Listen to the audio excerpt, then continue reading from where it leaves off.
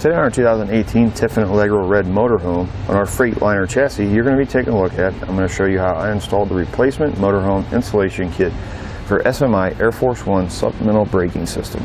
And keep in mind, this setup is going to be a replacement kit for your RV side. Your car is already going to be set up. This is going to be, if you purchase a new RV, you're going to need this to work with your car.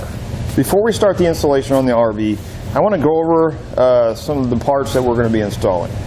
The main part is going to be this guy right here. This is the air tank. It's going to hold the air pressure that's going to send air back to your towed vehicle. So when you apply the brakes, it applies the brakes in your towed vehicle. This is going to have 3 valves on it. You're going to have one here, you're going to have one here in the center, and you're going to have one on the bottom. These two are going to tie into the air lines on your RV. This one is going to tie into the L bracket that we're going to mount on the back of the RV. That is going to be sending the air into your towed vehicle. You're going to get some airline tube so that you can run all of your lines. You're going to get T-fittings. These are going to mount onto your factory airlines on your RV. This is going to supply this with the air coming from the RV. And this is your L bracket and fitting that can be mounted on the back of your RV wherever you choose to mount it. I would suggest picking up a little bit of extra airline tube so you make sure you have enough to run off of all of your fittings to where they need to go. You can find that here at etrailer.com. First thing you need to do to start your installation is you need to find a location to mount your air tank. Now on the 2018 Tiffin, there's not a whole lot of room on the underneath side to mount it, which is normally where we mount it. So what I did is this frame rail right here, I just drilled a few holes all the way through. See the 3 there? And put a nut and bolt, flat washer, lock washer on it to hold it in place. I will say the hardware that comes with the tank it's not long enough to go with this through here. So you will have to pick up a little bit extra longer bolts. Other than that, it's very solid, it's not going to go anywhere. Wherever you choose to mount it, you just want to make sure it's not going to be around a whole lot of heat. We're far enough away from our exhaust, which runs right here on the bottom, that it's not going to affect it any. And then same goes for our lines. I just ran it through this existing zip tie here on this wire loom towards the rear axle on the vehicle. You're going to have 3 lines that are going to come out of it. Bottom one is going to go to your air fitting on the back of the motorhome. This one here is going to be our metered air line. This one, which actually you can't see it, but it's on the other side of the tank. It's going to look like this. It's going to come straight out though. That's going to be your supply line. So what I did is I put both of these in, and I just marked one of them a certain color. Like I marked my metered air line on the end of it that's running up to my axle. I marked it with a yellow marker, yellow paint marker, so I can tell them apart because I'm running them to the same place. Again, our other line down here on the bottom, just going to run back to an air fitting. It's going to be mounted right back here. Now you can mount this any place. It's going to come with the nuts and bolts and washers. Most of your motorhomes are going to be fiberglass on the back, so just make sure when you drill it, you take this bracket here because it's going to come assembled like this. Set it up there, take a marker and just touch the holes, and then you'll have your holes to drill out, or you'll have your marks to drill your holes. Run your nuts and bolts in there and you're good to go.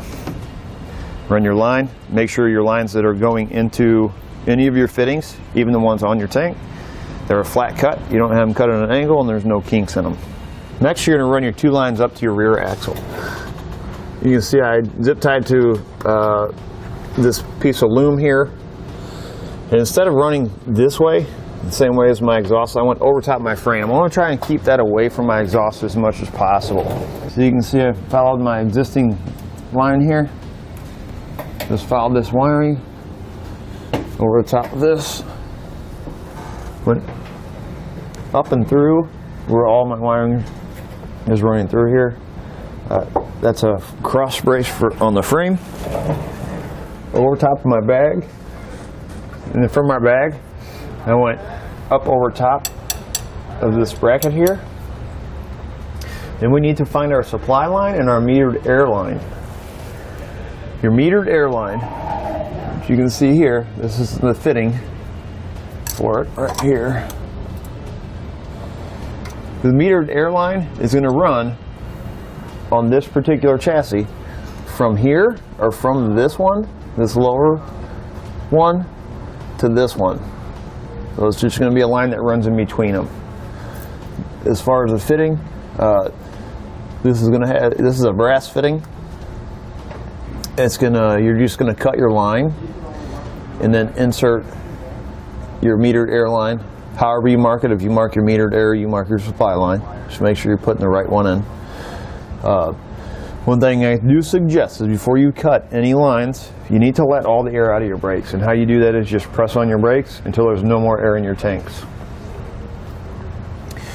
If you don't, what's going to happen when you cut your supply line, which is our big, larger green one up there, you're going to get a big burst of air that's going to come out, and it's going to come out hard. So you don't want to do that. Anyway, for our supply line, how you can tell if it's your supply line is before you cut it, if you just take one end out, and they're just press fittings, so you can kind of see how that is.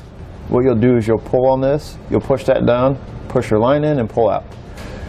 Before you add the fitting or do any cutting on the line, pull it out of the existing spot that it is.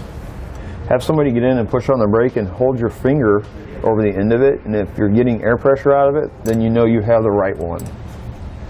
Once you have that, you're going to go ahead and cut this line and fit your brass fitting in place. Make sure your two ends are inserted in all the way so they don't leak. As far as our supply line, the supply line on the Freightliners is normally the very big green line, which you can see where that one is there. And this is the line, you can see how big it is. It's usually going to be the biggest green line on there. So you're going to do that one the same way, except, like I said, you want to make sure you empty the air out before you cut that line. You're not going to have to take this off this side. All you're going to do is you're going to cut it. You're going to put your fitting in, make sure it's seated in very well so it doesn't leak. Then you're going to take your line running from the tank on the back into your large green line or your supply line. Once you've done that, then I suggest starting the vehicle. Let your tanks fill back up with air. Spray some soapy water on your fittings to make sure you're not getting any air bubbles. If you're getting air bubbles, make any adjustment needed to make sure that that line is seated in there very well. That'll do it for a look at an installation on the replacement motorhome installation kit for SMI Airforce One supplemental braking system on our 2018 Tiffin Allegro Red Motorhome.